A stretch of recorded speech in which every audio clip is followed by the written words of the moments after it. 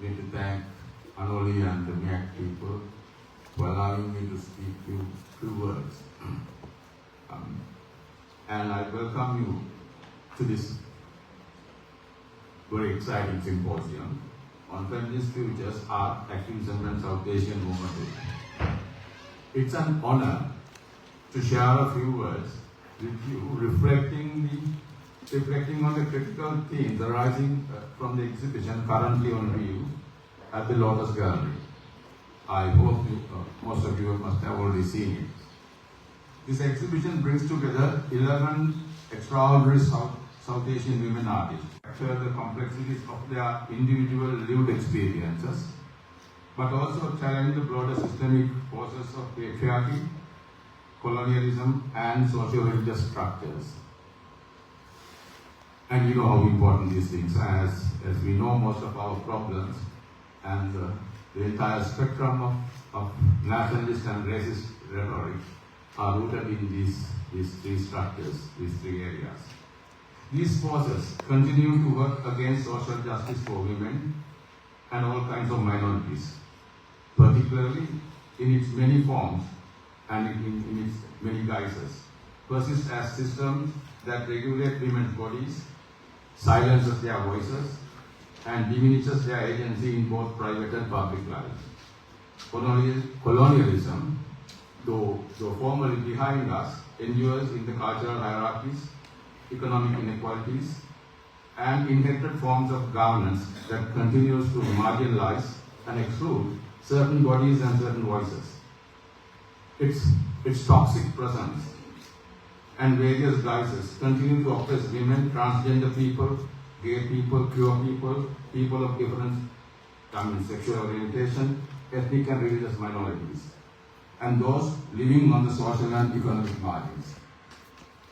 And social religious structures, while deeply intertwined with our cultural identities, have too often been mobilized to draw rigid boundaries, reinforcing gender roles and sanction discrimination against minorities and women.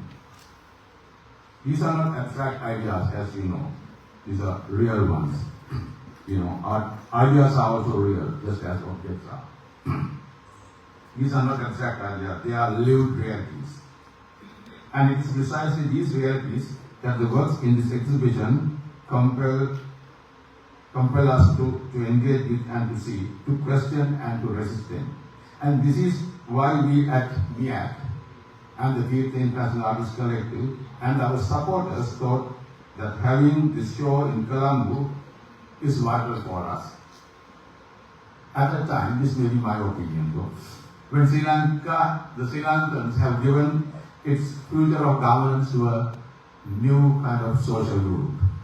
So we are in a transition period in our political history. So we thought this exhibition is so pertinent and vital. That's why we as artists got together and did all this to have this excellent and critical show. Thank you so much. Yes, today, we are privileged to engage deeply with these practices and the myriad ways in which these artists confront and subvert dominant narratives. Each of their works serve as a space for resistance, so space of resistance, one that transforms traditional notions of South Asian womanhood, and indeed offers new possibilities for imagining a radical feminist future. The exhibition itself is rooted in the context of South Asia, region, as we all know, rich in culture, social and political complexity, and so many major areas or upheavals. This context not only shapes the artist's practices, but also infuses their work with urgency. And I emphasize this word, it infuses their work with urgency. A call for solidarity and agency, and the healing in the face of entrenched systems of violence, inequality, and exclusion. And this is another reason why we thought we should have this show in Colombo at this point in our history of society or history of politics or whatever. As we would hear from the artists today, we are invited to reflect on the entangled legacies they are responding to, while also considering the ways in which They are forging pathways towards a more, I would say, just, inclusive, and equitable future for all of us. This symposium offers a space for dialogue and reflection, and I really mean that I want you to talk and engage with during the next 3 sessions. Yeah, I want you to engage with them. Ask questions in English or in Sinhala. I'll translate your Sinhala questions into English. And don't ask too many questions in Sinhala. I hate to be a translator sometimes. And this symposium offers a space for dialogue and reflection, a moment to interrogate the ways in which art and activism interact, and to challenge the boundaries that have long sought to silence or limit the agency of women in South Asia, and also the artists who are coming from the margins. This exhibition, once, is so important. It tells us, for those artists coming from the margin, not from the metropolitan Colombo, it will embolden their voices, their anxieties. This is why Anoli and I thought, and Paula, because that this is such an important exhibition for us to have it in Colombo. And we are so proud that we could have it in the National Museum, which is part of a colonial building. Anyway, of the 11 artists, 10 artists are here, and you will hear from today, each bringing unique perspective, personal histories, and approaches to their work. Make sure that you ask these really interesting questions from them. Before we begin, I want to thank each of the artists for coming. They are very busy artists. They are the top brass in art in this part of the world. And now, without further ado, I am excited to turn the floor to 𝘼𝙧𝙘𝙤, Dr. 𝘼𝙧𝙘𝙤, the curator of it. Thank you, Jana, and thank you, everybody. It's absolutely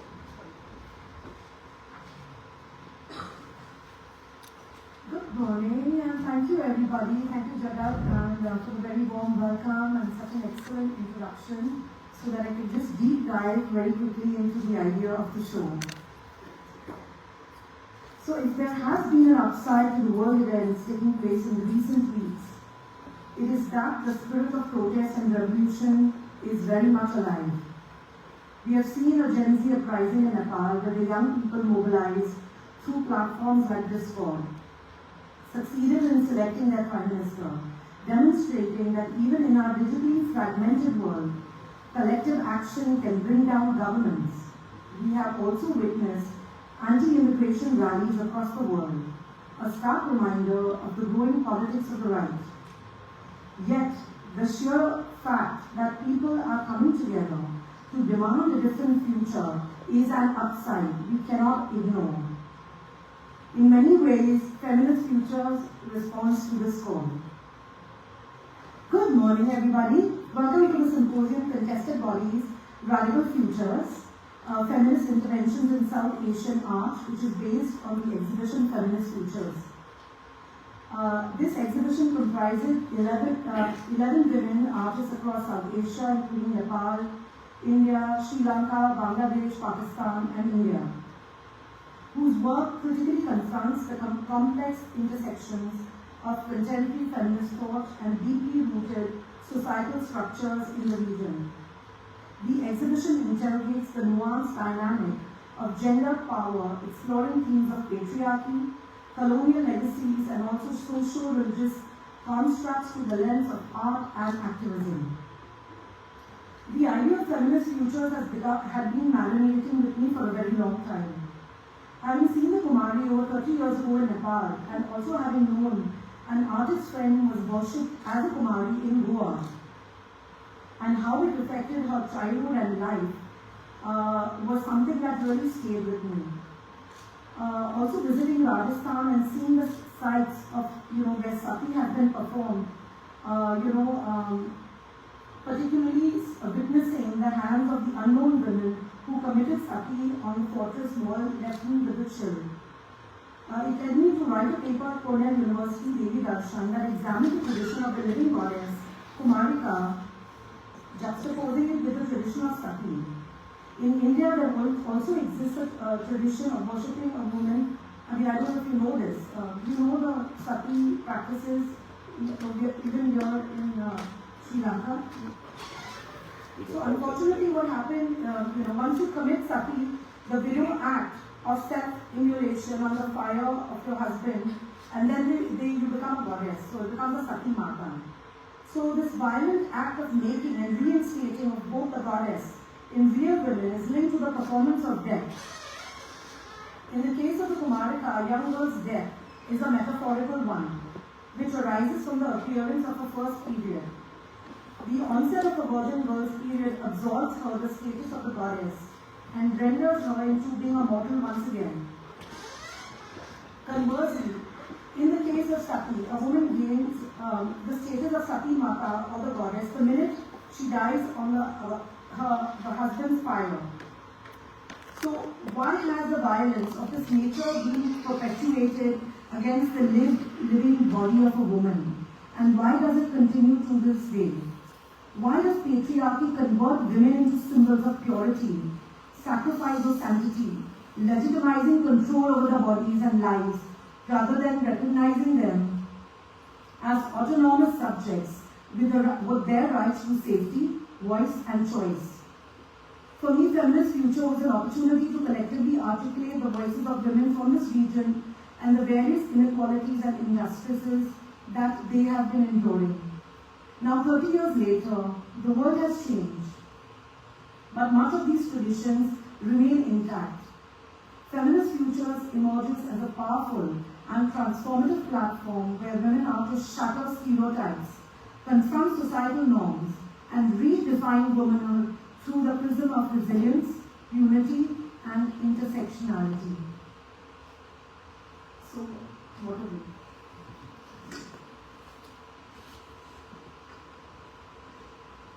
So the symposium has 3 panels, as you know, and I'm going to start discussing a little bit about the second and the third, and then go on to the first. And we will be starting with the artist, 𝘿𝙚𝙘𝙤𝙘𝙤, who will be beginning, followed by Mithu Sen, and then Liza Khan, I don't know what time is her name called, and then I have over here with me Uma.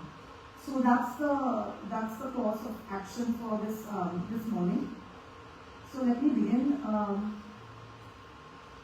And before I continue, I would like to also introduce, because I'm not going to come back on this panel, the moderator of the panel, who we already heard, you already spoke to, you already conveyed the message, and his name is 𝘎𝙚𝙘𝙤𝙀𝙀. He is known as a leading contemporary artist, archaeologist and art historian, and has been a very influential figure in the development of Sri Lankan contemporary art. I don't have to say any more, and I'm very thankful that Jagat is going to be moderating the second session. Having said that, the second session is called Negotiating Identities, Feminist Practices Across Borders and Mediums. In this, which considers identity as a process of translation, not as a fixed label, but a practice enacted across various mediums, geographies and histories. And in this case, on the panel, we have artists from Sri Lanka, Bangladesh and Nepal. So we will begin with Anoli Pereira, and she will be speaking about I Let My Hair Loose to start and also of course other works. Reclaiming hair as a charge-defined sign, a personal gesture that becomes public protest against female gaze and against histories that discipline women's bodies. This will be followed by Tayabi Begum Lipi, who stages intimacy as a contradiction, and the works that we have in the recent show up here, I Wed Myself and the Garland of the Wedding, use razor blades, safety pins, etc. to expose how tenderness and violence are braided together with domestic life, destabilizing marriage as an unquestioned institution. Finally, we have Vedanta Kesari, and her work, My Life is Right, converts ritual purity into a tactile critique. She questions the length of control that the patriarchy has on the female body, and kind of uses the idea of even the usage of which hand can be used in ritual is completely moderated and controlled, and which only shows the extent of how the control is actually kind of taken away from the woman's body. So with that together these practices insist that identity is a material labor of translation across languages, borders and media, and that transforming everyday objects can expose the political logics that sustain violence.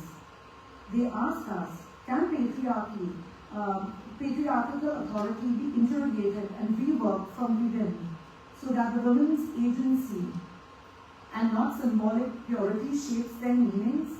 So these are some of my thoughts, and I'm sure Jalal has many of his own. And now I'm going to be introducing the third panelist, that is Radhika. Radhika 𝘿𝙚𝙘𝙤𝙀𝙀, I'm sorry if I didn't justice to her last name, so apologies, is a researcher. She's a public historian and peace building practitioner for over 20 years of experience based in Sri Lanka. She works through art, oral histories, and facilitates dialogues on creating a public discourse on issues of gender, security, history, justice, and sustainable peace. She is extremely well known, and I hope this introduction will suffice for now. To continue on the third panel that we have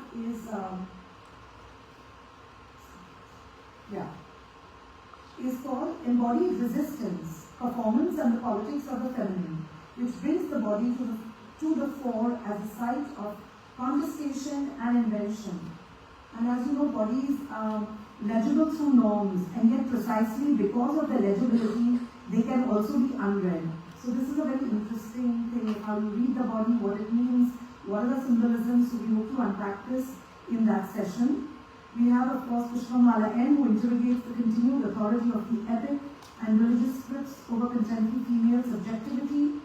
In her performative reworking of Sita, the idealized goddess is stripped of mythic sanctity and repositioned as a contested figure. These enactments expose how narratives of obedience and sacrifice are rehearsed into modern expectations of women, and that they open those expectations to parody, rupture, and reinvention. Ashmita Ranjit locates a critique in law and ritual. In Sita, the legal wife stages Kanyadan as a question rather than a right, unsettling the legal moral codes that naturalize gender exchange. Her video Damal, which draws on Mamluki Ain of 1854, shows us how caste-based punishment and normative violence persist in cultural memory and continue to shape and embody vulnerability. Ranjit's work foregrounds how judiciary and ritual frameworks live in the body as inherited constraints. Priyanti Anusha turns her intimate material of hair into a public manifesto.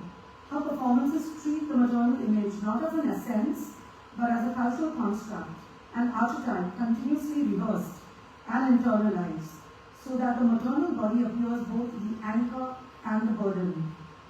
By making this labor visible, Anusha reveals motherhood as a performative identity, underpinned by patriarchal structures that erase desire and subsume selfhood. Read together, these practices transform divine archetypes, legal histories, and intimate material into instruments of critique. Embodied resistance that exposes how norms are made, maintained, and crucially, how they are unmade. Thank you. So with this, I begin my panel, who I have to introduce, which is Feminist Tactics, Disruption, Intervention, and Resistance, which looks at the strategies employed by artists to subvert the patriarchy. So, this panel examines how artists enact sustained practices of refusal and reconfiguration to disturb patriarchal logics.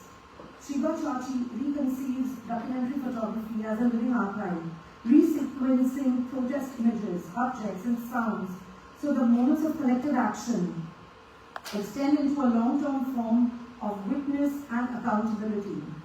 Mittu Sen dismantles the grammar of authority by foregrounding affect and the inarticulate, what we call inarticulate, tears, excess, and ruptured speech as generative modes of critique that rework authorship and power from within. Uma Bista's camera exposes ritual violences, most urgently menstrual exile and paradox of the Kumari, making visible the cost of tradition both as a venerate and a confinement. Naiza Khan traces how governments and urban infrastructures co-produce regimes of gender control, showing the body and the city as mutually inscribed sites of regulation and possibility. Together, their practice refused silence, or in the entire panel, through archival reactivation, linguistic destabilization, documentary exposure, and embodied mapping. We insist that visibility carries obligation, and the artistic revelation must press institutions to answer. Thank you, and with that, I invite Shiva Chachi. I'm going to give a very, very small introduction because she is very well known. All the artists over here have huge exhibition histories. So just very quickly to put her into context, Shiva is a Delhi-based artist whose lens-based work investigates contemporary questions about gender, the body, the city, culture, memory, and eco-philosophy.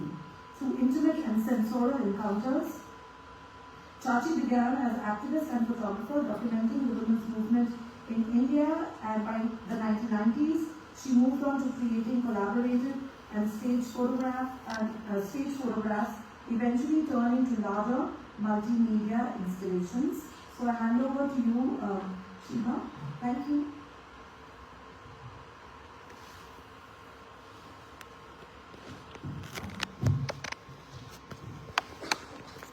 Thank you, Aisha. Hello, everybody. It's a real pleasure to be here. And I thank Aisha, MiAC, all Anoli, and all the people at MiAC who've been able to my coming here. I was last in Sri Lanka in the early 80s. And it's really interesting that there's a kind of loop of connection because I had come to be part of a feminist workshop sharing communication skills, poster making, theatre, dance, bodywork, song, poetry. It was the time of the war, and it was a small workshop which was coordinated by Women in Media Collective, and some of the great feminists of Sri Lanka were very much part of it. Sunila Visekara, the human rights activist and feminist, Kumiti Samuel, Triani, Sepali. Some of them are no longer with us, and some of them are here. It was unusual and special because there were women from the Tamil community from Jaffna, that included Chitra, the wonderful Tamil poet, and women from Sinhala-speaking women. And it was possibly one of the few times that they had come together, and the workshop was about gender and peace, and building an analysis which exposed the patriarchal basis of war and how women on both sides, seemingly opposed to each other, actually were bound together by their gender experiences of the war. So here I am, and that for me refers to an early period of South Asian feminist bonding, which came with the women's movement and has continued over many years and in many forms. So it's really special to be here again with South Asian feminism, and I thank you for this opportunity, and thank you all for being here this morning. If you've, can we have my slides? If you've seen the exhibition, which I hope you have, because I haven't included images which are there, it is an excerpt from an archive built over about 15, 18 years of the women's movement in primarily Delhi, but India as well. And it is a document of resistance, of struggle, of militant objection to patriarchal violence against women, violence in multiple forms, dowry, rape, sexual abuse within the family, domestic violence, and opening up to broader forms of violence like ecological violence, the Bhopal gas disaster, the religious fundamentalism and the kind of violence it produces, etc. After about 10 years of being a documentary photographer and an activist, I was literally shouting slogans one moment and lifting the camera the next. So it was not that I was recording or documenting from outside, it was very much as much protagonist as documenter. After about 10 years of doing this work, of building this record, I actually began to have a series of questions. Questions about the nature of the documentary itself, the lie of objectivity that it offered. As a feminist, I was developing an analysis which looked at power relations in state, society, family, intimate relations. So what kind of power relationship was there between me and the women I was photographing, my friends, my comrades, my sisters in the struggle? So around 90, after 10 years of building a substantial archive of documentary images of the movement of women in struggle, I entered a collaborative experiment. The work is called 7 Lives in a Dream, and I worked with 7 women, inviting them to collaborate with me to make a representation in which they had agency. Each woman was invited to choose her place, props, a posture, a gaze that she felt would tell her story. This is 𝘼𝙧𝙘𝙤𝙤. When I showed the work finally, it clustered images from the documentary period and the stage portraits, so each portrait stretches across 10 years, from 1980 to 1991. 𝘼𝙧𝙘𝙤𝙤, mother of a young woman, 𝘿𝙚𝙘𝙤𝙤, who went on to become a powerful activist and paralegal worker. Her stage portrait, she chose to sit on the steps of the Supreme Court. And the files that you see are the 70 cases that she was working with, and her daughter's wedding saree. Her daughter's graduation photographed the fantasy that education would empower a woman enough not to be murdered by the patriarchal family that she was. Private ritual in her own home, again with the case file. She fought the case for 22 years, and the resolution came just a year before she died. She's no longer with us. Another mother of a woman murdered for dowry, 𝘿𝙚𝙘𝙤𝙤. So this is the constructed portrait. These are shown as clusters, as a kind of mosaic of images stretching across a period of 10 years. I first saw 𝘿𝙚 in 1981 as she spoke up, giving testimony at a demonstration on the murder of her daughter. It was a spontaneous testimony, and this happened a lot in the early period of the movement. There would be performances of street plays, one that's particularly famous is 𝘿𝙚, and which played out the narrative of what happened within these families, leading to these absolutely horrific so-called kitchen accidents in which women were burned to death for dowry, so that the man could then, within a year or so, marry again and get more cars, washing machines, fridges, jewelry, gold, etc. Here is 𝘿𝙚 in her home. It is a careful accumulation of middle-class wealth, which is stainless steel vessels. And most importantly, she said, I can't leave the burqa out of my portrait, but neither can it not be there. So she ended up choosing to hold it. And these are photographs of her taken over the years by me that she wanted placed, showing her history, how she moved from that first experience to becoming an activist, to becoming someone, a very powerful spokeswoman for the women's movement.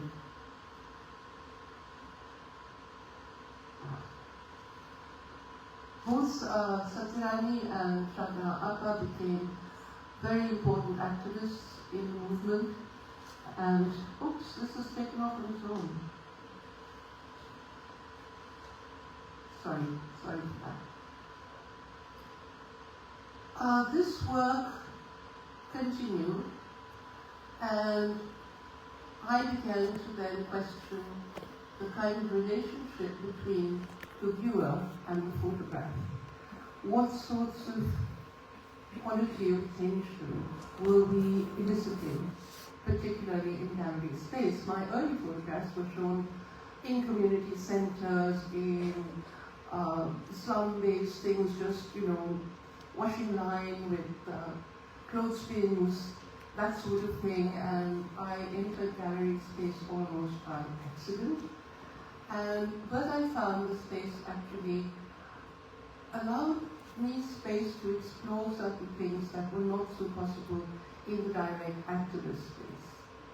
I'm taking you now to another work which is pertinent to this particular show, which is a series of works about the female body, and it challenges, now this is starting to take off a little again, it challenges the way that the female body is represented and celebrates all that is normally considered ugly.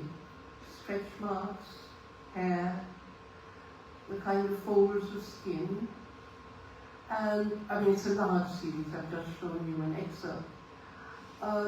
Both challenging conventional ideas of beauty, because for me these are very beautiful images of the female body, and reading the body as a map of the experiences of childbirth, of trauma, of pleasure, all that gets inscribed into the skin. Moving it further into the body, and I particularly, it's not easy to select works, just a few works out of a very large body of work, but I particularly picked this up because it connects with 𝘿𝙚's work on menstruation. It's a work called 𝘼𝙧𝙯𝙀, Blood Flower, and essentially one of the key issues in all the workshops that we used to do around women and their bodies was menstruation and the practices around menstruation.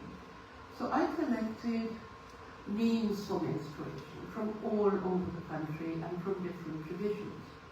So there are names which are celebratory, there are names which are derogatory, and each name in a way reveals a particular discourse. So there is Chiti Besi, which is exactly like the Nepali practice of sitting apart. There is 𝘼𝙧𝙯𝙀, which is blood flower, which is celebratory.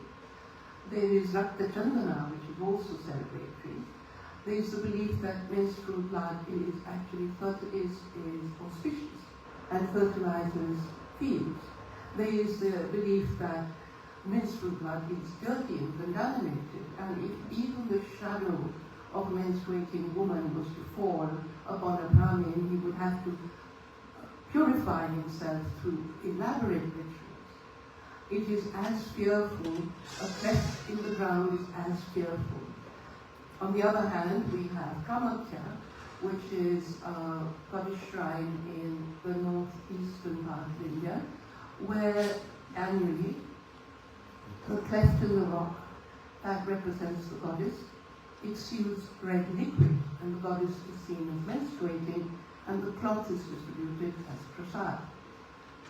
So this work tries to map these multiple names and multiple discourses around the body. And I began to see us as women, and I think this is true of South Asia and not just India, who constantly negotiated these multiple discourses. There are three key discourses that this work maps. One is the patriarchal Brahminical, the purity pollution. The second is the tantric, agricultural, agrarian magic, which is celebratory. And the third is the Western management issue kind of attitude. I think we all negotiate all of these, and this describes our relationship to our own bodies through the prism of social description, as well as the way we relate to our sexuality. So these are three body texts. This is flat with this red paranga, the braid that's braided into the flat, and with objects like speculum, surgical instruments used in hysterectomies and on women's bodies, floating within these things, and close images of the body, layered with the names. There would be about 14 names, and excerpts from texts which describe the discourses that I just named. 𝘿𝙚𝙘𝙤𝙤 continues to engage with the body, and here this is looking at the aging, laboring body, and it's called 𝘿𝙚𝙘𝙤𝙤 because of the great joy and sensuality that remains in a body that we normally don't consider to have any of these qualities.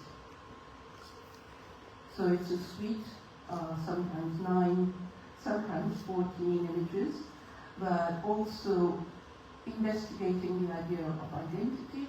So one image is her holding her identity card, while the others are a kind of narrative of her life and her relationship to her own body. Shift of register. In the mid-90s, at the height of the conflict in Kashmir, a small group of us, for Women's Initiative in Kashmir, visited Kashmir. I photographed and went and we gathered testimonies.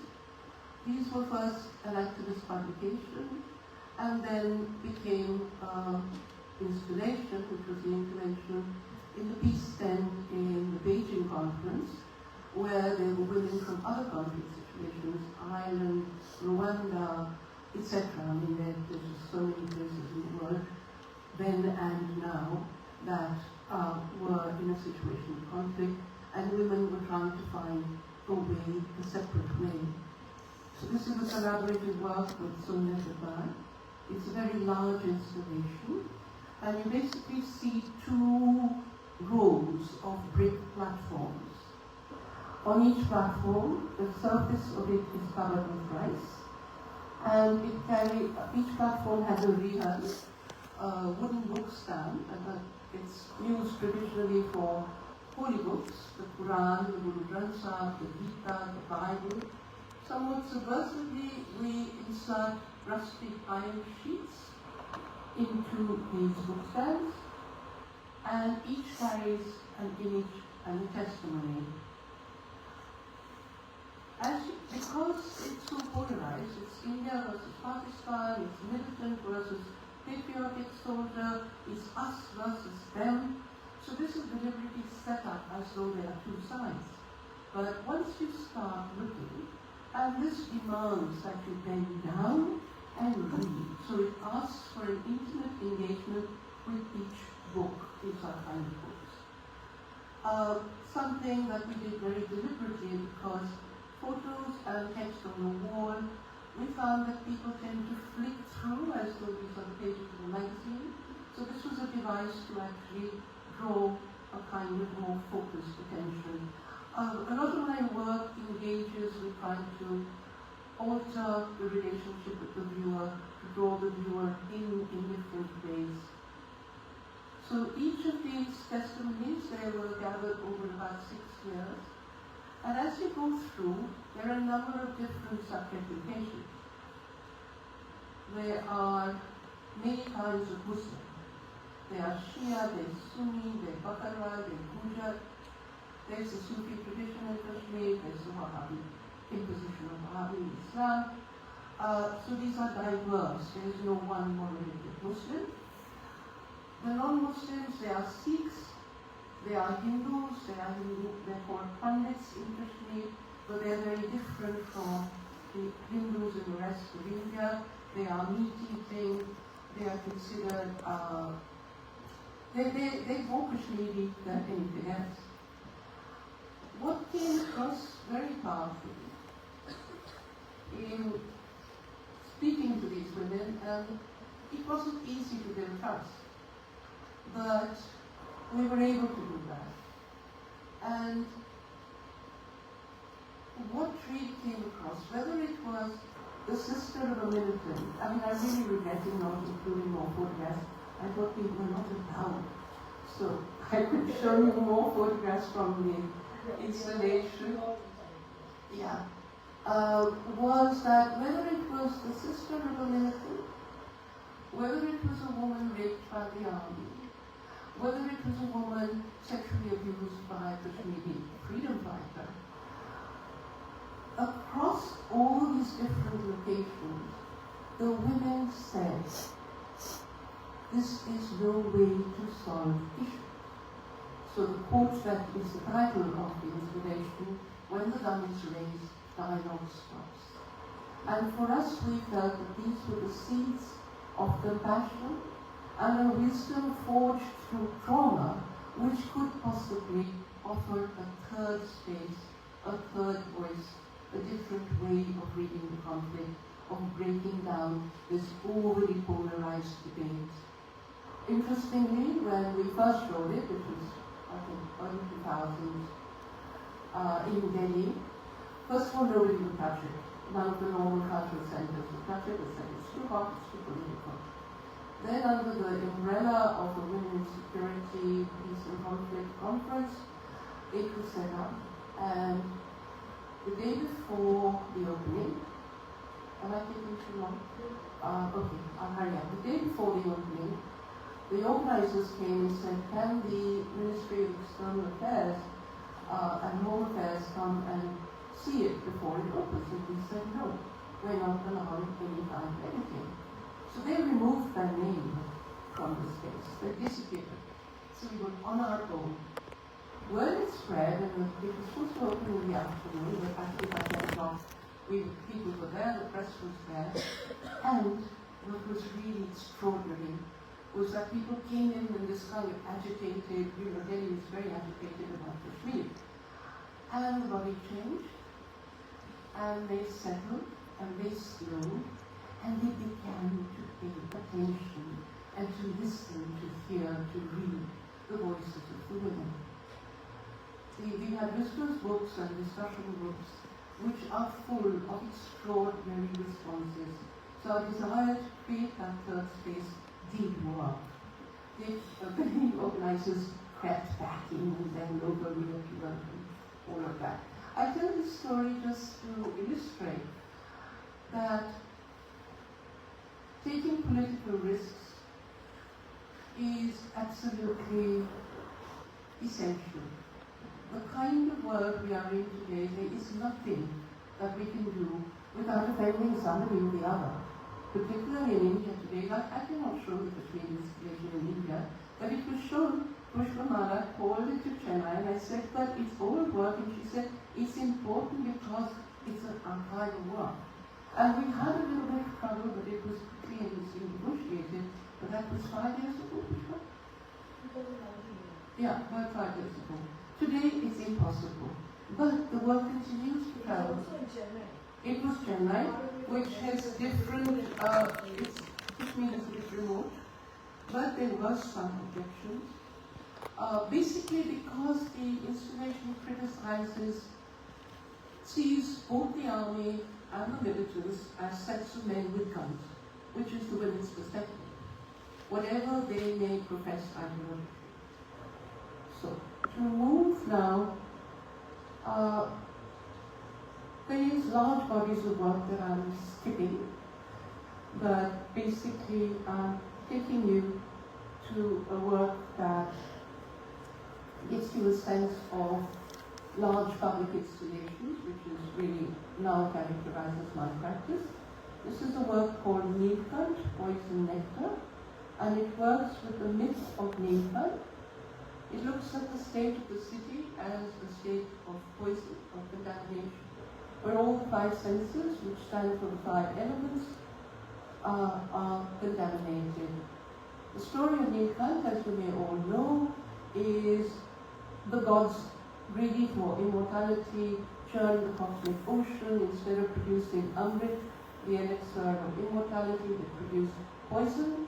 And Shiva, who was aloof from this process, saw that the entire world could be consumed by this poison, so he opened his mouth swallowed the poison, even he couldn't take it down, so he kept it in his throat, which turned blue, which is why one of his names is 𝑘𝙖𝙥𝙩𝙀.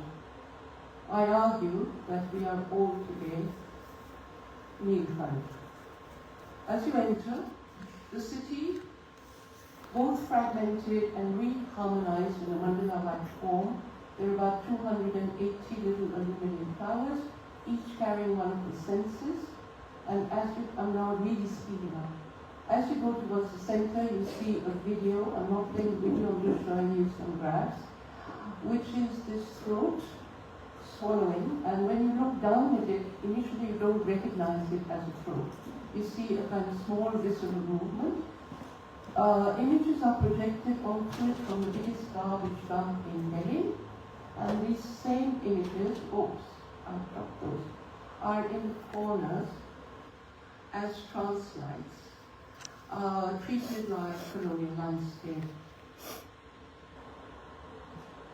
I take you now to a large public art installation called the Water Diviner.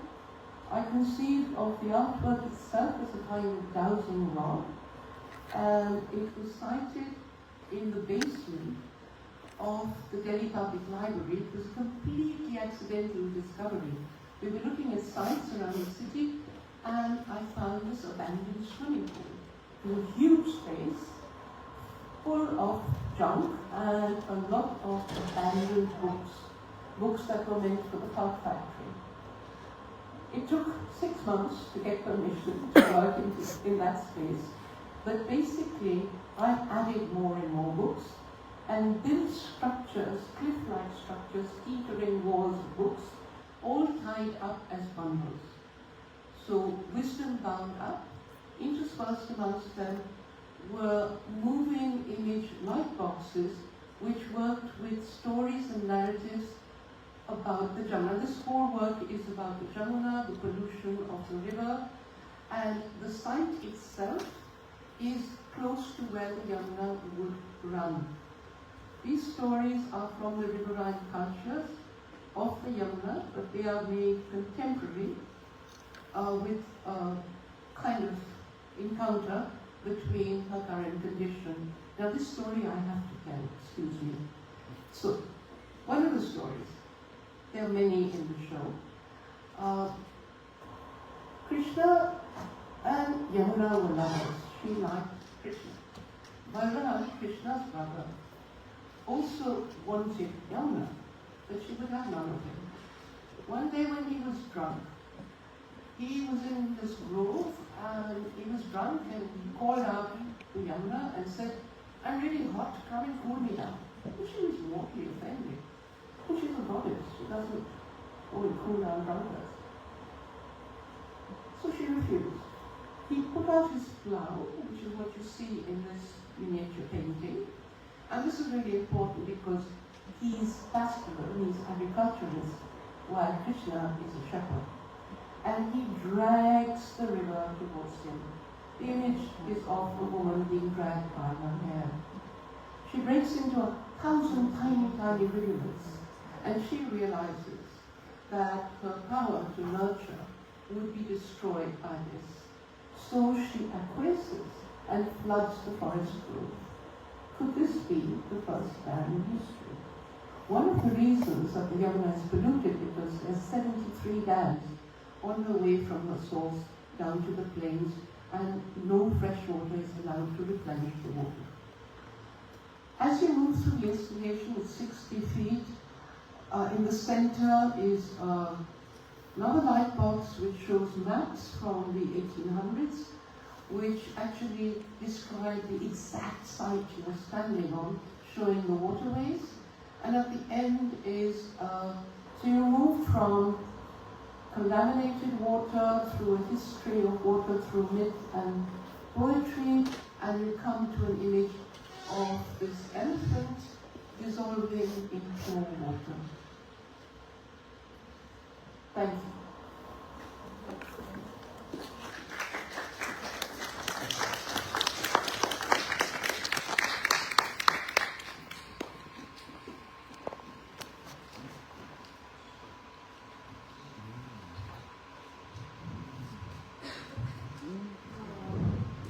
Shiva. That was just amazing, and we hope that we'll be able to bring up something towards the end. 𝘿𝙚𝙘𝙤𝙤 is a Delhi-based artist, a conceptual artist who explores myth of identity and the intersection with the structures of our world, whether social, political, economic, or emotional, and performs the work across mediums to explore hierarchies and conventions, with particular reference to the myth of language, sexuality, market, and marginalization.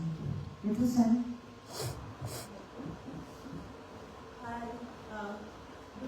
good morning everyone. Thank you so much for bringing me here and to meet all of these amazing artists and friends. So it is always wonderful to be back here. Thank you MiAC, thank you Arshia, and thank you Namita to make this happen. I know how much hard work it is.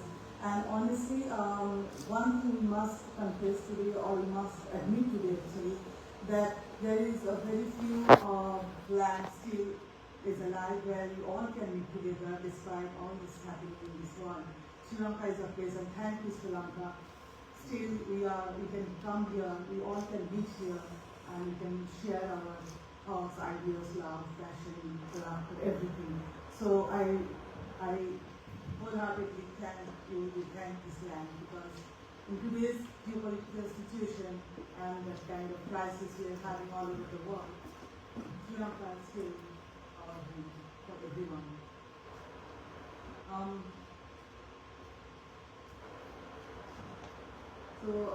I'm never good. So I must say that in my practice I follow certain things in my practice, and I believe in that. Like one is trickster. Trickster is my guide, and I believe in them. As 𝑘𝙬𝙗 describes, the trickster plays with the shame boundaries without destroying the world.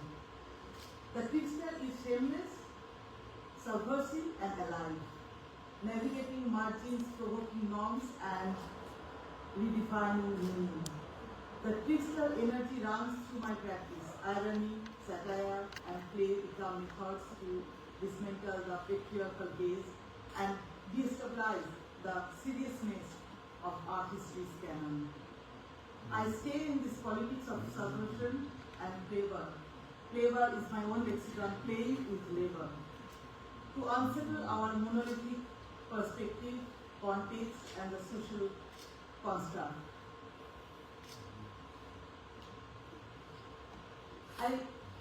I also believe in earning or undoing, the politics of undoing. Via strategy making, subversion, and flavor, as I mentioned. On is a narrative truth, on is not norm. Not to negate or not an antithesis, but to explore further. It invites the rapture in the system. To expose several hierarchical codes and unsettling the codified structures. I propose alternative possibilities that may be absurd and incomprehensible on the surface.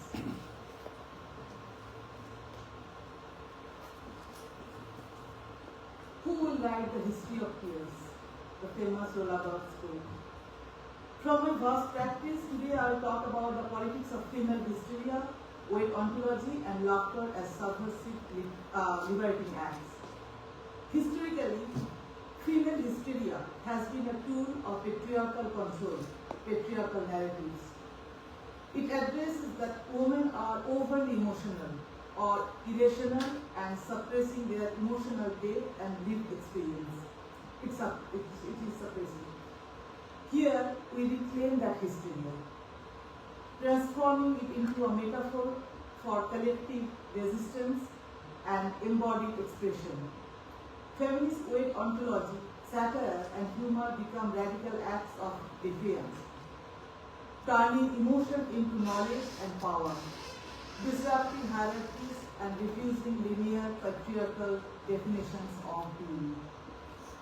This often aims to subvert patriarchal norms and highlight emotional labor, resilience, and collective agency.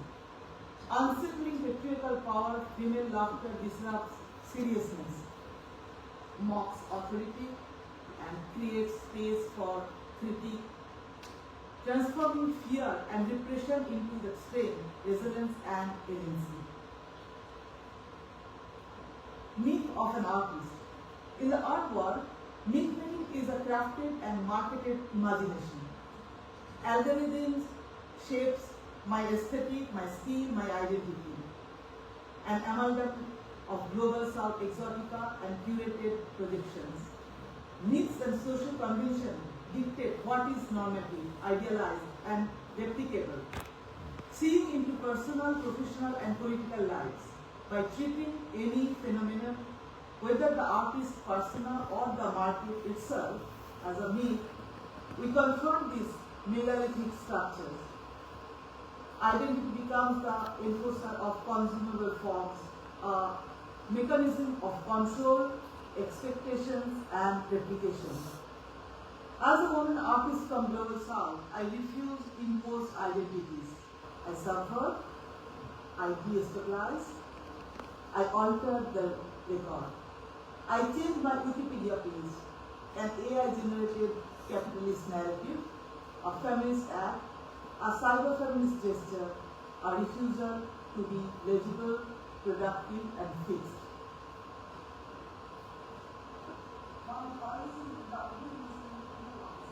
Các đồng chí, khi các thông tin đang phục ở chỗ hay là cái tổ chức thảo, cái đồng thu, cái đồng vô định là bạn các độ có sự lưu ý mình giao được.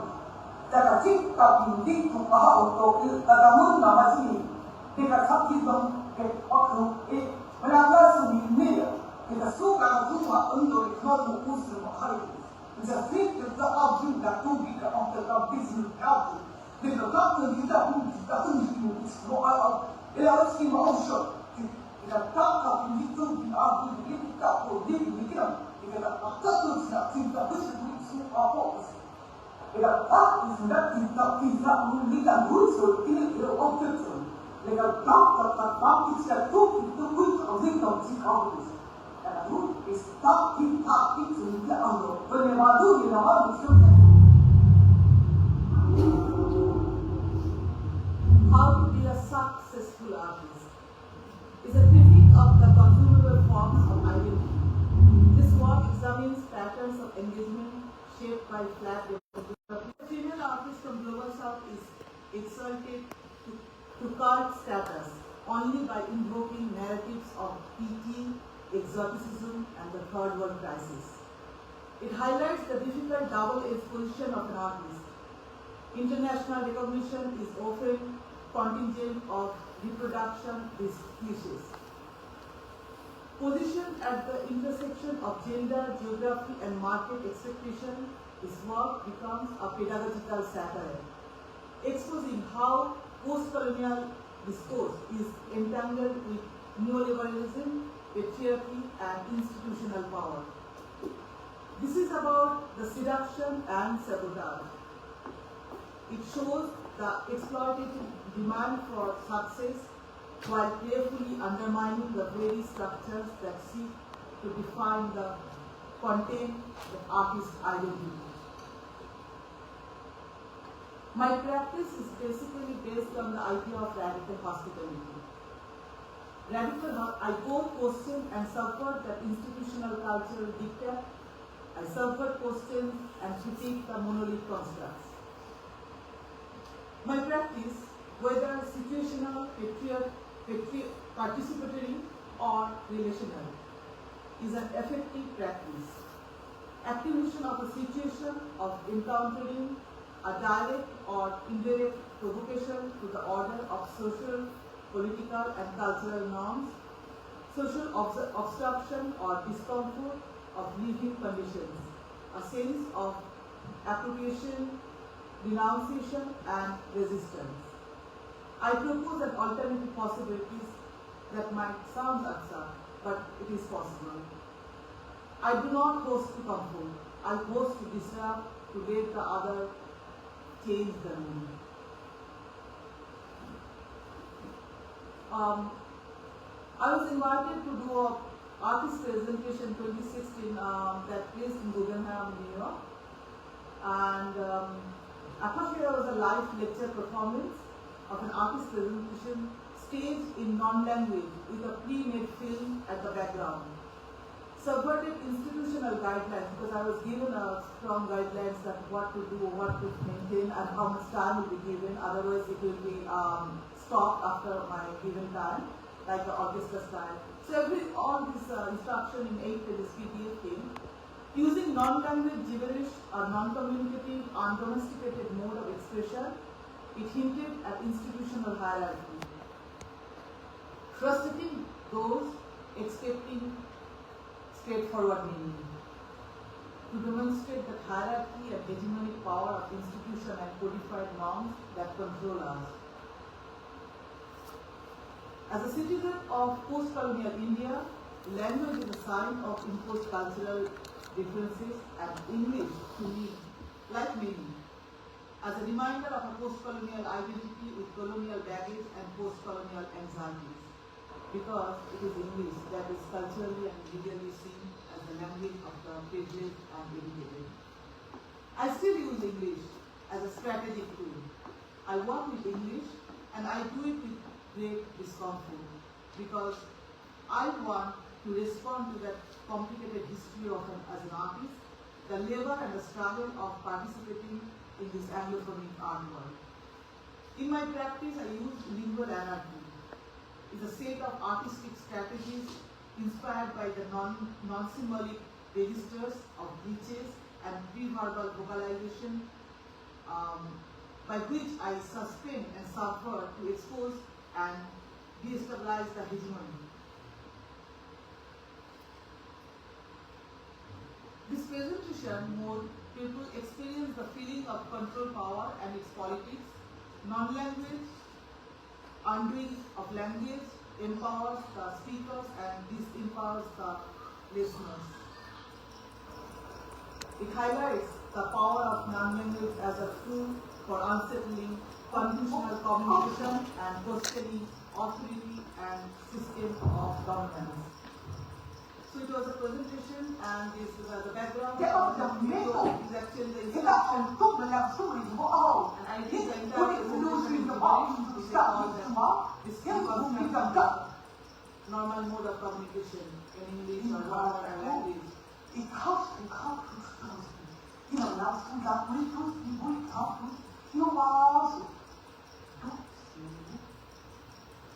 That will stop incoherently. It doesn't stop when we don't do the 𝘼𝙬𝙬 inclusive. That is a cow, teacher, he got step up. You just walk off, you come, you are God.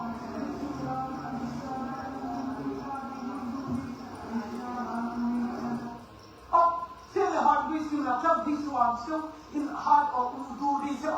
It's a couple too, because of our, you know, it's a Wisconsin. Dat bestaan zoekelijk van Bosch, Kirkestaatics, die gaan we gaan, die dan zo weer gaan ship, die nog eens op 3 in Olesa. Om als je dat dan ziet, dan zo'n zaak, je kan staan, je kan staan, je kan staan, je kan staan, je kan staan, je kan staan, je kan staan, je kan staan, je kan staan, je kan staan, je kan staan,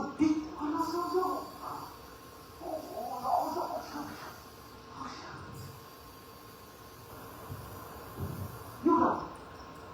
That's right. Which one? You know, which one could this? Which one you come to? No, you do stop. See, come. Oh, what also? You know, awful.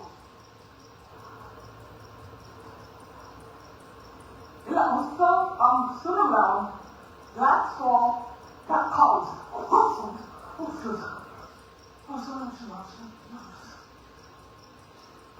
Andersom dat dat zich wel goed in dat zich gehad too. Dit, you don't see, in also, EU patronen zaken. So, extra, wat was er maar zo? Heel erg gezegd al die hazen. In hoe dan zo? Hoe kan, hoe schaam zo? En voor hem is hem dat niet.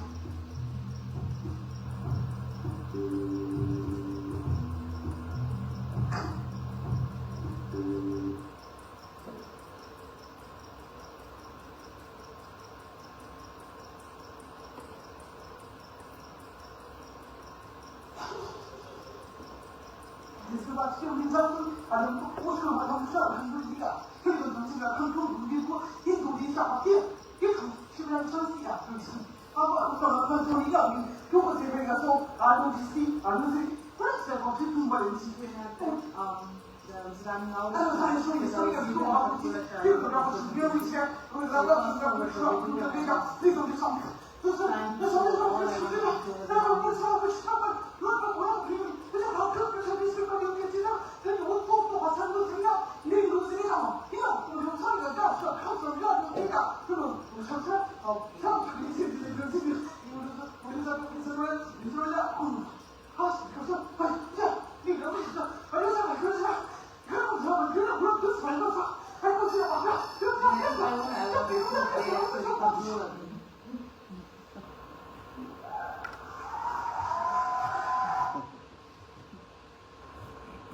in 2020, I had a survey show in a student center contemporary art where I actually tried to bring all my different kind of performative practice mainly based on the language. It's called mother tongue in its form. The mother tongue is my engagement with the lingual anarchy. It explores the colonial baggage and its post-colonial angst. The show frames the language, identity, colonial domination, and cultural loss. It is a provocation and an invitation to enter a space where language is undone and incomprehensible. Play with that anxiety and pressure to locate meaning. It's an offer to that audience to challenge of unknown and unattainable language. In this exhibition, unlanguage stretches across mediums of poetry, video performance, lecture, contracts, acknowledgements, and bridges. It is addressed through the alphabets, punctuations, misspelling, emojis, signs, sounds, nonsensical phrases, or tears. Well, a little part of that entire display was about addressed about the female hysteria. Once a tool of patriarchal control, has been reclaimed as a metaphor for collective resistance and embodied knowledge. My work embraces weight ontology, tears, fluids, emotions as radical material, insisting that vulnerability and depth are signs of power. Feminist laughter disrupts authority, mocks repression, and turns fear into defiance. This question exposes emotional labor, reclaim agency, and imagine non-hierarchical ways of being.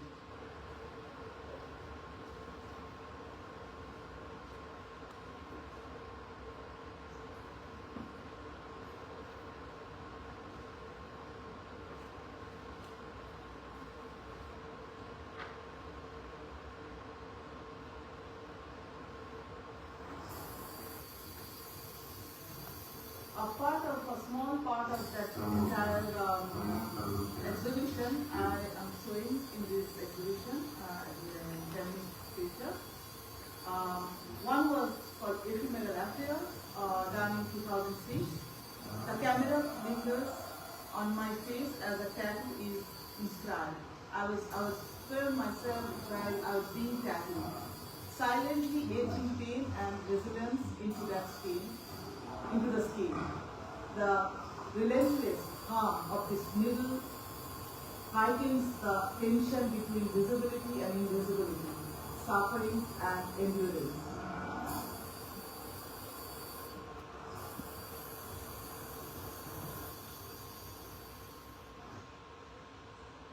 And in contrast, for Dad, almost after 2 decades I did in 2023.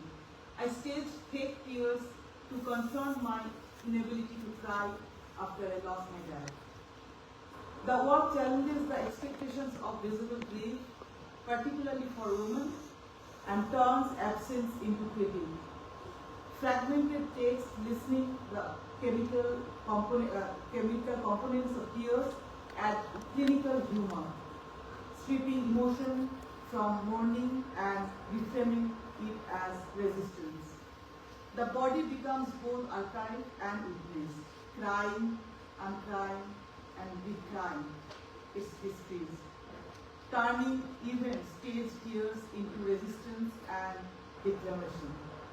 These two works, created nearly 2 decades apart, but centered on the same body, engaged in a dialogue. Roland Barthes once asked, "Who will write a history of tears?" In response, I engage with weight ontology, a concept that examines suppressed emotions, female hysteria, and the complex relationship between emotions and knowledge. Rather than crying or screaming, the expected response of a biological body in pain, the body resists. This refusal unsettles the viewer, turning the act into a psychological provocation. The body becomes a site of sensation and resistance, forcing the audience to confront their own expectations of vulnerability, endurance, and spectacles. You see that movie.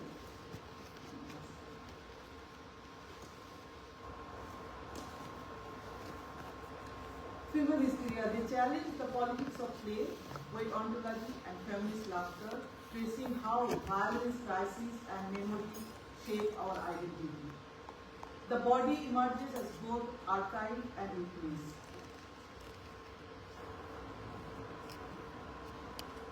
It talks about minor terms and minor feelings, combines a dialogue between internal states of instinct, feelings, and sensation.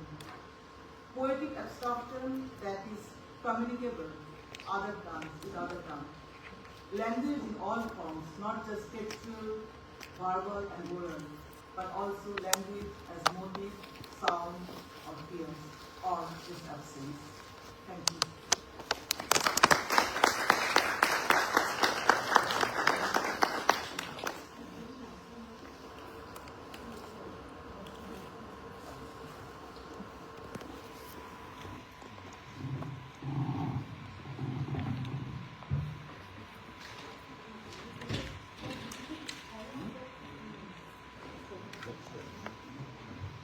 𝘿𝙚𝙘𝙤𝙤, thank you so much for that. It's really, really, okay, so now we're on to Uma. Uma Bistar is a visual artist and photo educator from Kathmandu, Nepal. She uses a camera as a tool to tell visual narratives that focus on social, cultural, environmental, familial, personal, political, and psychological perspectives on gender equality and everyday experiences. It's okay for me.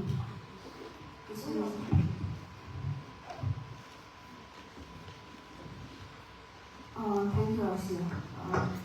It is my great honor to be part of the Feminist Interventions alongside such inspiring and respected women. As the youngest in this group, I feel it is truly a privilege to share this space with you. And some of your art practice began even before I was born, and that makes me value this moment even more.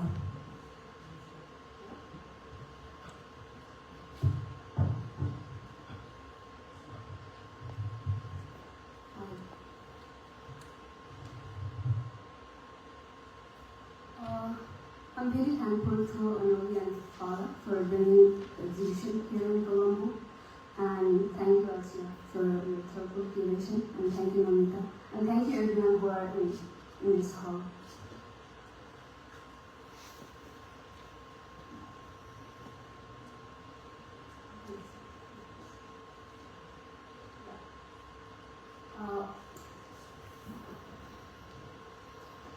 Every month, I look through the fear of social, familial sound. Across the door, into the silent night, from inside the damp and heavy cold, where the moon doesn't shine, waiting for it to pass, always asking myself why I had to be born as a daughter. On this earth, natural process make us impure, untouchable, every month, while our vagina bleed. Sometimes I wish I could disappear into the cloud and disappear with the cold wind that blows in the forest above my home. I told a bride, yesterday, a sister was bitten by a snake in a 𝘼𝙧𝙩𝙀 and died. My heart quivers and overflows when I hear another sister was dead. Every night inside the whole 𝘼𝙧𝙀, my heart rumbles, wondering if I will vanish inside this state. And my existence, is like this drop of blood. I suffocate amidst the smoke during the night and during the rest of the days, smother and suffocate inside. My courage is caught in the forest fire of the roles created by family and society. 100,000 questions rise up and are wiped out with the first morning light, with a look from the face of the society. I watch this society silently and watch myself. My wings that want to spread over open skies are tied here somewhere. My voice is crossed under the society and the rules and custom it makes. Do not walk those spacious doors. Stay away from your father and brothers. Do not touch that fruit trees. Do not ask for milk or yogurt. It goes in me every month while my brother man lives. I try to wash away the fears that have grown in my heart by bathing in the tap by the brook. Try to burn away the superstitions, tradition in the store fire every day inside the cattle shed. I gather support and courage with the belief that change will come one day. This is the work I have been working from last couple of years on the 𝘼𝙬𝙀 practice, that is menstrual taboo back home in Nepal. In Western Nepal, we have this very strict practice that when women get their period, they have to sleep outside their house. They are not allowed to go inside, and there are lots of restrictions. And even though there is the law against it, and still people practice it because of the fear from the God, and also because of this patriarchal system that bound them. And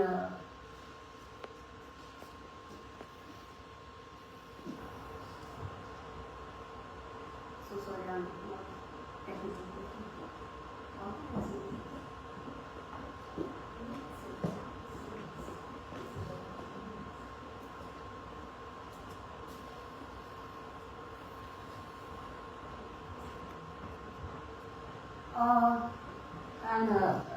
I have been working in the same village in one district in the far eastern region, and just following their daily life, how they are coping with this system and how they are making the comfortable space for them.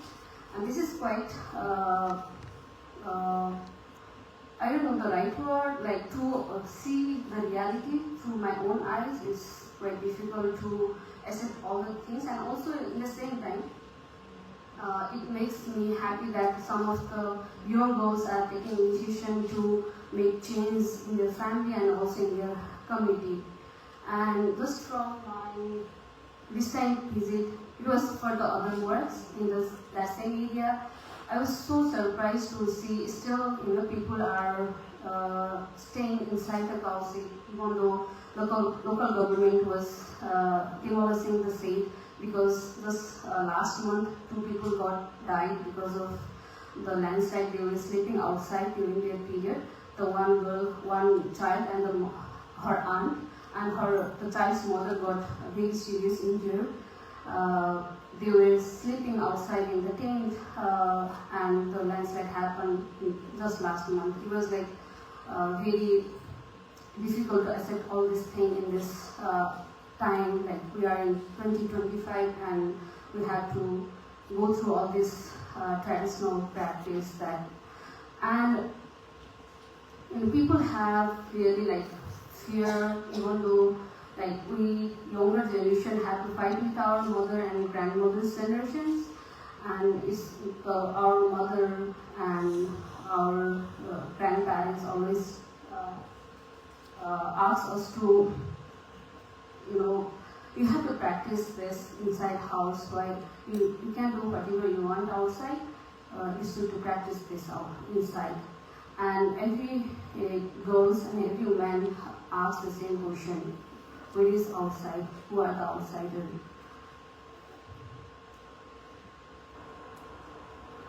And there is also very interesting fact that in that region, people go to work in the India, and the most of the young girls are responsible for the work, and also for they have to think of their education and responsible for their work. Is also very heavy burden.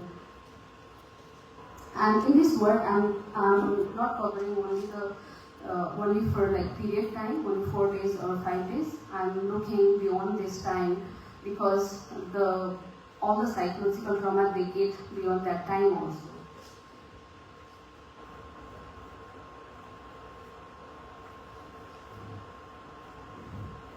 And that is the first chapter from my larger body of work, and another second chapter is Stay Home Sister, which you can see in the gallery.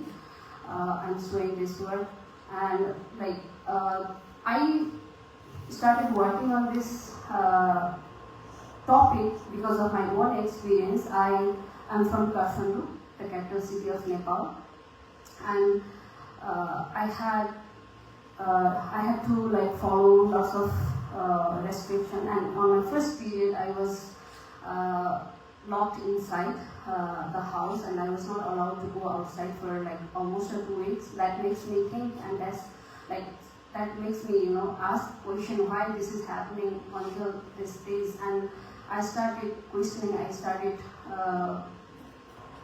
exploring on this topic, and still I have to follow some rules and restrictions back home, and it gives me lots of trauma.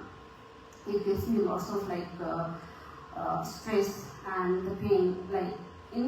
Because of the period, we have to go through physical pain that is there, and also because of this societal norms and restriction that makes us more traumatized compared to our physical pain. And I'm exploring on this. Sorry, the screen is really dark. This work is more it's quite dark. I'm so sorry for this. Better to see this in the gallery. And in this work, I'm portraying myself and how I'm dealing with such practice in the city, and also exploring how my friends and my relatives are coping with such pain.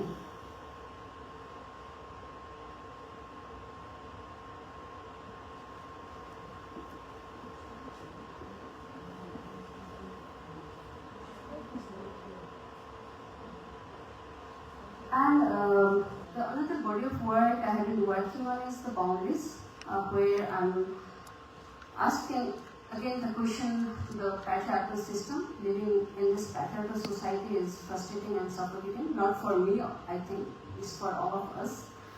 And that makes me work on this project. I photograph men, how do they feel if they bound or confined in the boundaries of what we have to go through, like personal, social, cultural, family, political, or many other things we have to go through in our everyday life.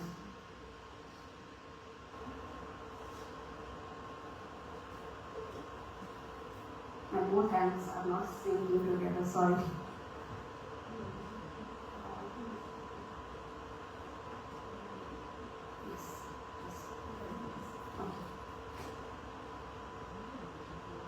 And in this work, I have not only photographing men, also how men always take control of the things. Like for example, the land.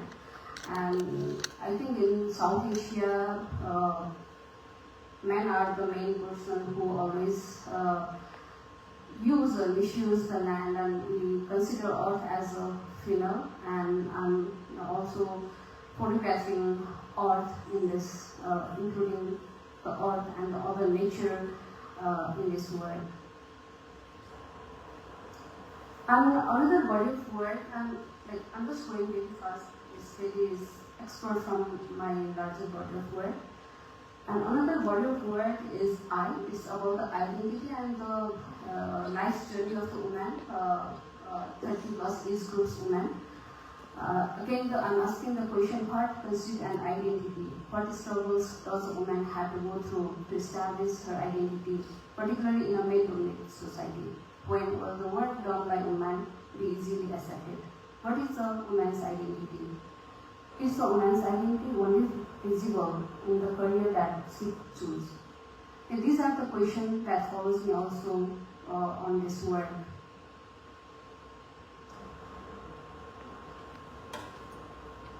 And in this body of work, I had a long conversation with all the women, and these are some quotes from this long conversation.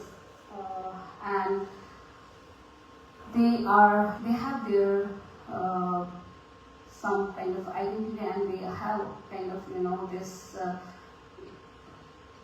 some happiness what they have done and what they have gone through on this journey. Everybody's life is so different, but the experience remains similar. They come from difficult journey of struggle, of realizing their dreams, of becoming their own selves, of motherhood, of devotion, and of creating their identities. In these journeys, while fulfilling their roles and responsibilities and giving life to their hopes and dreams. Their steps, decisions, struggles make them who they are. They are creating comfortable space for themselves and for others in the society.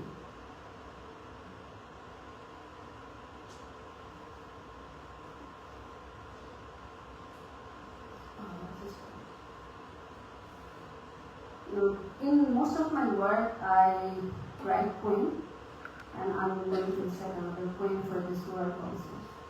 Today, I have my own identity, my own name, my own time, and a work that the heart wants to fulfill.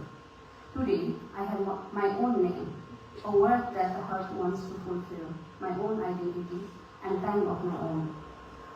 When time was once wrapped in obligations, those entangling ropes took my brains somewhere far and hung them up.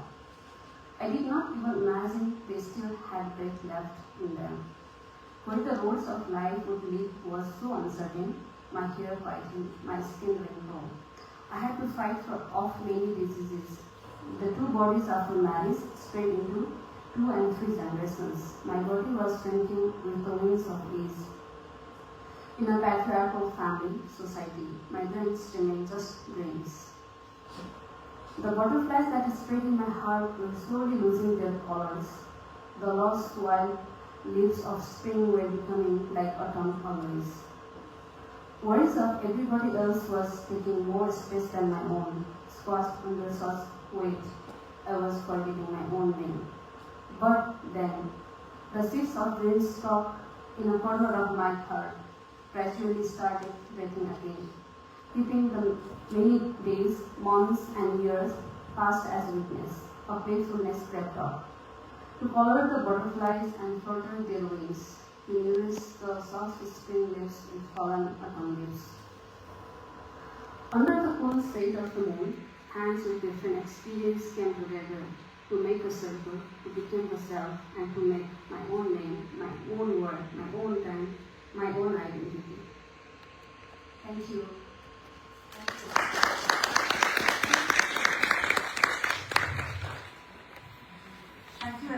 Thank you, Uma, for that really extensive understanding for your practice. And now we have a surprise. So one of our missing artists is going to feature, but she's going to feature on Zoom. So we have with us 𝘿𝙚𝙘𝙤𝙤 Khan.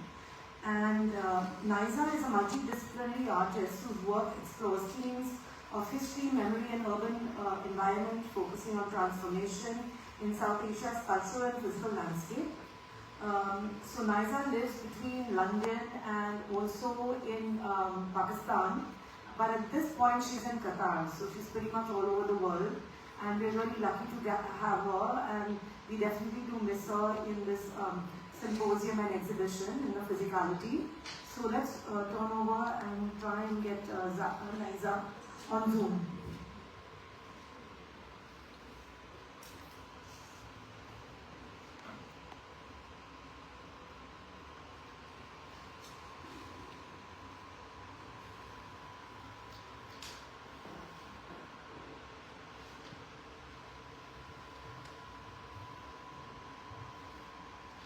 So everybody knows about the glitches of technology, right? So it will be pretty much, it will be very surprising if this works, but let's pray. Can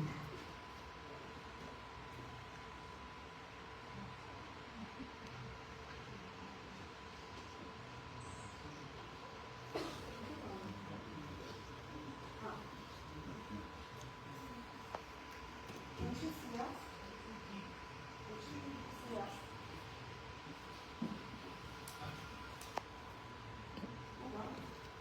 Hi Liza, we can see you. Welcome to the symposium. We miss you. Thank you very much. Yes. Thank you. So everybody, this is Liza Khan. I already introduced you, so you can start. Liza is going to give us a presentation. She's in Qatar, and welcome to our symposium. Thank you very much, Arshia. I'm really missing everyone, and thank you for this opportunity to be part of such a wonderful project and symposium. So I'd just like to keep an eye on the time. I hope you can all hear me. I was thinking about our conversations in Kathmandu earlier this year. And I think this is a great opportunity for all of us to meet again, virtually or otherwise, because the conversations are deeper and the understanding of the work as well at the same time. I share your this panel, which is disruptions, interventions, and insistence, was really something I was thinking about. It was kind of a provocation, and so I took out slides which I haven't shared with everyone, and they're slightly different from what I showed in Nepal. I felt very much that I was thinking about this strain of social justice as I put these images together. And over a period of time, I've always felt that it's been very important to think about all of this work in relationship to what's happening or what was happening at the time these works were made. I guess you can see the work, you can see the titles, but maybe I will also point out as we go through these images the kind of parallel scheme of events, and really being based in Karachi, living in Karachi has been a really important context that kind of informs my practice. It informs my issues and how I feel my work kind of becomes a kind of tactic, a feminist tactic, a strategy to disrupt. Liza, can you go full screen, please? The chalice. Yeah. Yeah. Sure, I can find it. Yeah.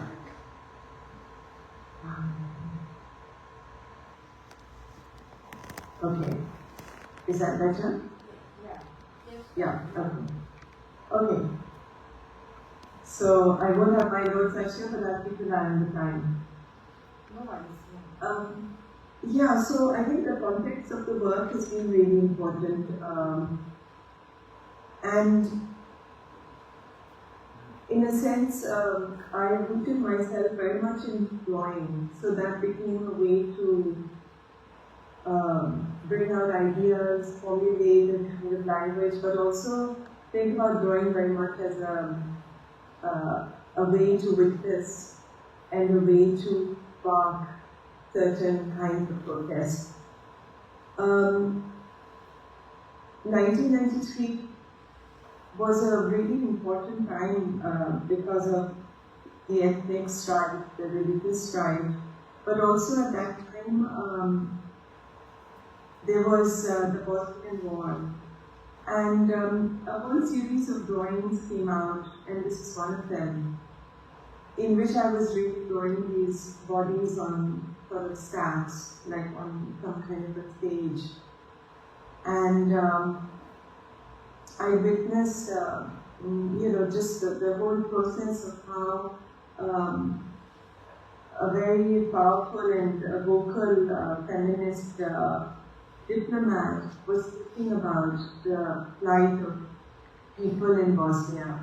And it was during that speech that I started thinking about these images. These were images that were triggered in that movement of protest, but really it was a call to action and a call for solidarity. It was in the presence of a group of women, and this lady was really saying that we need to mobilize, to work as a community to send aid and to send food and clothing. So that was a very interesting, but it was there's a great sense of urgency, I would say. So this is one of those images, and these drawings also on the left was created at the same time. And then I want to jump onwards to other drawings which also work with looking at the body, thinking about the body as a site of resistance. The title, "He Has Hands," was a title to think about the empowerment of her hands, her body, her being. And quite a few of these drawings were done with a live model in Karachi at that time. So that in itself was quite challenging and not very common to work with a female model and to create these images. I'm jumping to 1996, when I made an artist book called 𝘋𝙧𝙩𝙀. And I wanted to include a few images because this was also triggered by an event in 1996 where two women self-immolated, they burnt themselves in front of an anti-terrorist court in Hyderabad in Sindh province. And they were protesting the killing of 9 members of their family against the military. And it was a kind of case that had been going on for many years, a case that was really about land rights. So these were two women, peasant women, who decided that they would self-immolate as an act of protest. So the picture of text is partly my voice, but also a recount from the newspaper reports. After this, I've made a series of drawings, which also are titled 𝘋𝙧𝙀𝙀. These are some details. So a lot of drawing led up to the works that you see in the National Gallery of Colombo, the armor works. There are 2 pieces in the exhibition, and the work that really is in that space proceeded with a lot of drawing, and these were some of the large-scale works that I've been doing at that time, in which I was kind of taking apart kind of religious cultural text, which really was prescribing how women should behave in society. This was at the turn of the century, in the early 20th century.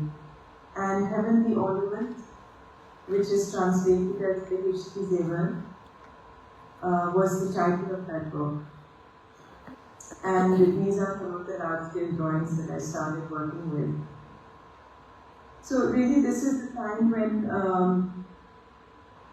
clothing and what the female body was wearing became quite significant for me, and it carried a lot of weight, a lot of power.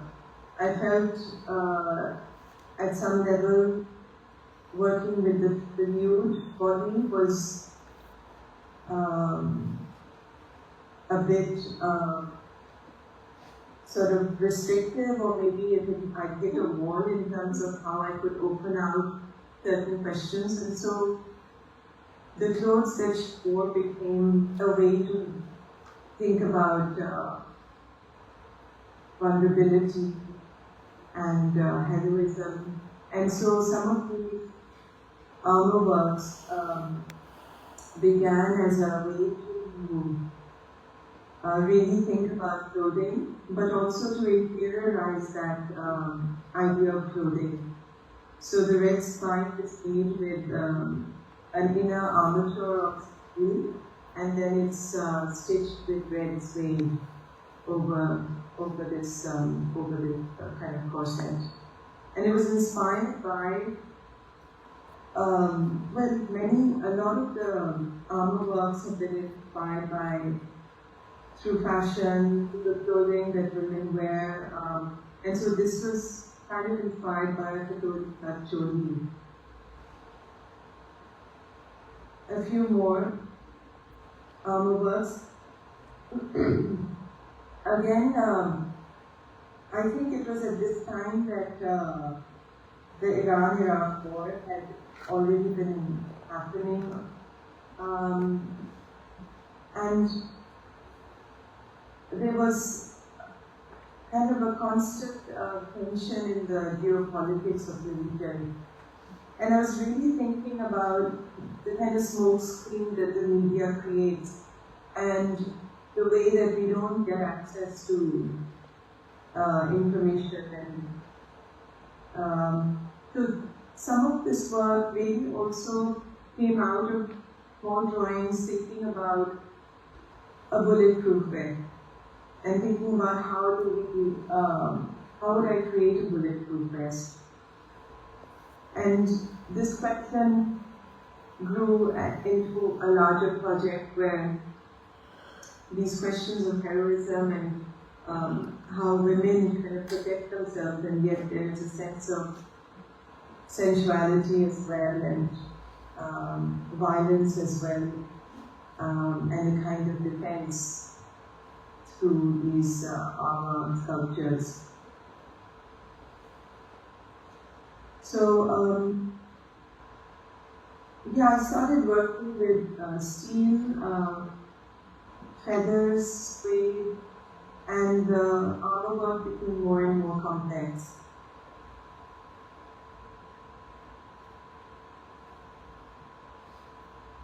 This is the chastity belt, which is part of the exhibition in Colombo. And most of these works I'm collaborating with a craftsperson who is a man, and that has been it's been a way to work which has been quite curious, because I think that we often think about fabrication and how we work with communities of artisans or helpers. They're often men, and that kind of relationship of how you have a dialogue to produce something which is quite technical, but at the same time the meaning of these works is very intimate and personal.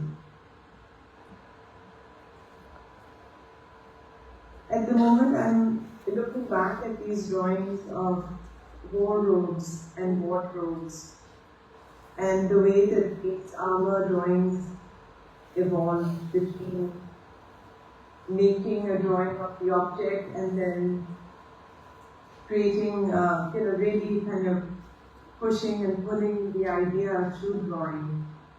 And I think this is where the power of the artist, maybe the female artist, comes in for all of us, because we really can imagine and sketch the meaning of images and create more complex and nuanced interpretations of what is happening around us.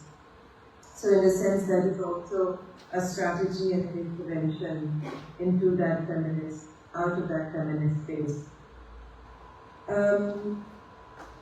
I wanted to show the last few images, which are the henna hands. And this was a project that began in 2003. And in the exhibition in Colombo, you see henna hands and its afterlives, which is looking at this body of work after 20 years and really thinking about what it meant to make this work as a public intervention on the streets of Karachi at that time. So in the film, you get a recount which is sort of scripted in three voices, I would say. One is the making of the work on the site at that time. The second is the filming of it during the monsoon in 2023 in Karachi. And the third is a kind of reflective, critical view of how women, how spaces in Karachi are gendered, and big thinking about how that kind of social space, how the culture intervenes. So I hope you will get a chance to see that. Ňiza. And yeah. Hi.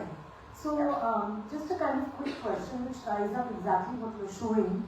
So pretty much the garments and the urban infrastructure, which are very much part of the work. So how does the body of the female and clothing in particular that you've been showing, the armor and the other, as well as the city, and how they coalesce into each other in terms of your practice? So maybe you can speak about it through this, yeah.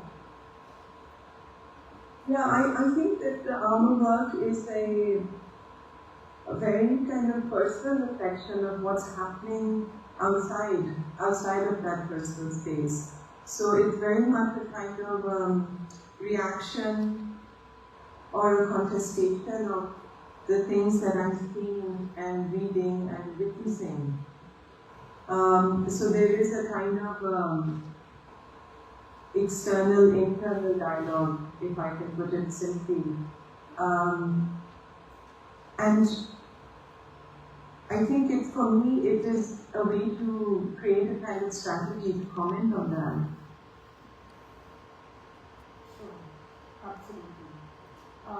So we're going to, we are running out of time a bit. So would you like to just quickly show the remaining works, and then we can, I don't know if you can be present for the question and answer part of the seminar. Would you like to be online? Yes, sure, I can stay online. So these are the last few images I share. Thank you. I think they'll see the work in the exhibition. These are a few slides of the henna hands. And that is the end of the presentation. Yeah. These are some of the images from the site in 2002. Yeah. Ňiza, thank you so much, and maybe you can just be online and we are, just discussing certain questions. So, firstly, thank you to my wonderful panel. Such incredible works and such richness and different contexts. So, one doesn't know really where to begin. But one thing that I'd like to actually start with Shiva and the obsession with the archive, which has been so part of your practice, and very earlier on, the female archive, and which you had done for one of my earlier exhibitions as well. So I think that's where, you're also, asking people to be accountable for history, record, all those things that I think all your works in a way speak to, which makes them so monumental. So Would you like to share a little bit about that and what is that which kind of really informs your practice?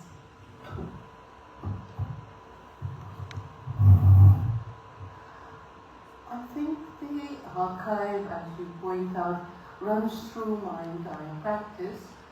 I am research oriented, so whenever I enter a project, it could be, I could be provoked by something I see on the street, a fragment of a dream, a bit, a line from a newspaper report, anything.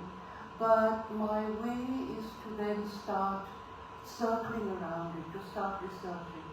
And my research would be disapproved of by any proper academic, because I tend to go associatively.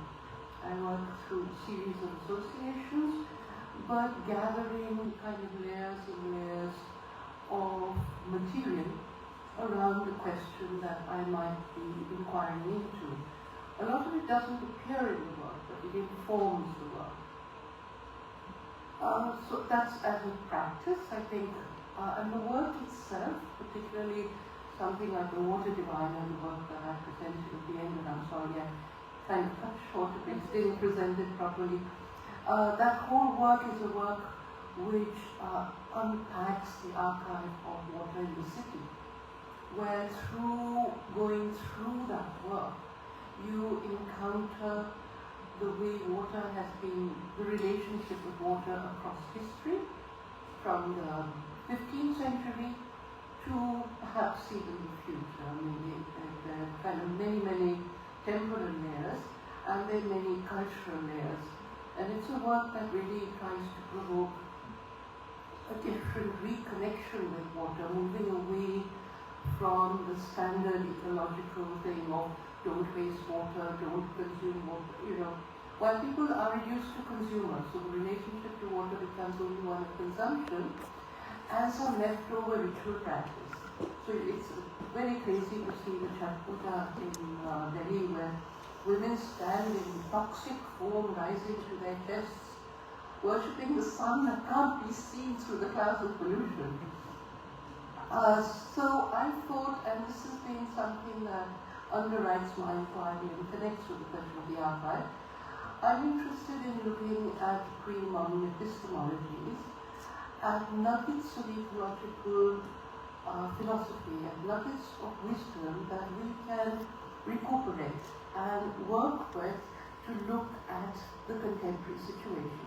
This is not in any sense nostalgic or looking at sort of any kind of golden era in terms of, oh, in the past it was like this and now we're like this. No. It's about a way of being and forms of knowledge that could create the ground for really developing ecological consciousness. So the work with myth, with unpacking archives, which include, so I have historical material, I have contemporary material, I have mythological material. So all of these constitute the archive there, as well as and other works. If I look at the Archive of the Women's Movement, which is the work that's presented here, I am in the process right now of enabling this archive to enter the public domain, and it's a vast archive. It's over 2,000 images, and I can tell you it's a nightmare, the digitizing, the labeling, because the one thing that actually took me time to understand was that when you work with a database, first of all, for you an image which is contextualized like other images, and they sort of cluster together, and I tend to always work in clusters, is treated as an independent bit of data. And this shift actually alters a number of things, including the relationship with the archive itself. But I'm going through this process in the hope that this material will then be accessible to anybody. And I believe it is important for several reasons. One is that it is a history, and there's very little visual documented history on the women's movement and the archive spans from 1980 to the mid-90s and also bits towards the end of the 90s, early 2000s. Secondly, I think it's a form of protest is now becoming more and more difficult in many parts of the world and in many parts of South Asia. And Delhi itself, where we used to protest at India Gate and outside Parliament, today we have corralled into the designated protest space at Jantar Mandir, where we shout slogans and another group of people who've been protesting for something else, slogans for something else. So that whole question of the protest being something that influences public opinion is reduced to the media representation of the event. So this work, which follows massive struggles across a large span of years over a range of issues, ranging from those focused around violence against women to anti-nuclear and peace movement, is important simply to say that this was possible, that this happened, that this nature of protest was real. With a lot of what's happening now, where a lot of dissent is in the digital realm, I think it becomes important to see the physicality of the existence. So the archive serves that.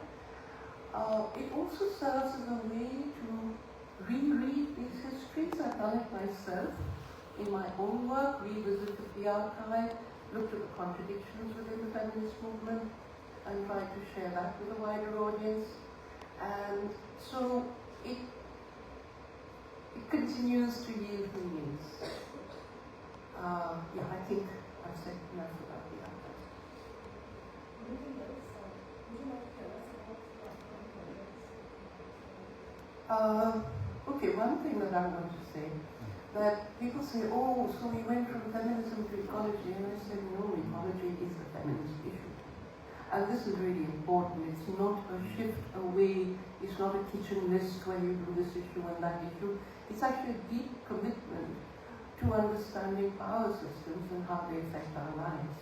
And if we look at what's happening in the ecological crisis, it's very clear that certain systems of global extraction and extractivism that's reaching its greedy limit is producing the conditions that we are all suffering. And it's not just that women suffer the most in ecological crisis, but that we have a critique of this system. So the ecological work is feminist work. The last work I did was for a show curated by Ashia, where I trace a kind of history of the development of chemistry from the first woman alchemist, Maria the Prophetess, in 1st century Alexandria, who in fact invented certain vessels which are still used today in chemical processes. I trace this history, and the whole story is told through the voice of Maria around an assemblage of about 600 laboratory glassware pieces, which are hung suspended on a huge orb, up to contemporary pharmaceuticals and what I think of as epistemic corruption, where they sin against their own knowledge. They know that what they're doing is deeply, profoundly harmful for the earth, for humans, for all forms of life, but they do it. So the work, again, has a strong archival quality, but it brings it to a head investigating for me what's a crucial issue today, which is the role of pharmaceuticals in the